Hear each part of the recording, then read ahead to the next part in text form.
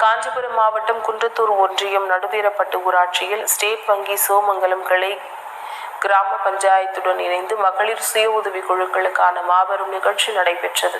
காஞ்சிபுரம் மாவட்டம் குன்றத்தூர் ஒன்றிய சேர்மன் சரஸ்வதி மனோகரன் கலந்து கொண்டு லோன் மற்றும் காப்பீட்டு திட்ட அட்டைகளை வழங்கினார். இதில் நடுவீரப்பட்டு ஊராட்சி மன்ற தலைவர் சுப்பிரமணி தலைமையில் நடைபெற்ற நிகழ்ச்சியில் துணைத் தலைவர் ஞானமணி சகாயராஜ், பூந்தண்டல் தண்டலம் ஊராட்சி மன்ற தலைவர் ஞானபிரகாஷ், திருமுடிவாக்கம் ஊராட்சி மன்ற தலைவர் ஏ மணி, எருமையூர் ஊராட்சி மன்ற தலைவர் மீனா மோகன், ஒன்றிய கவுன்சிலர் அன்பழகன், குமுதா சுமன், துணை சோமங்கலம் பவானி ஞானம், பூந்தண்டலம் டி ஆதிகேசவன் ஆகியோர் முன்னிலை வகித்தனர்.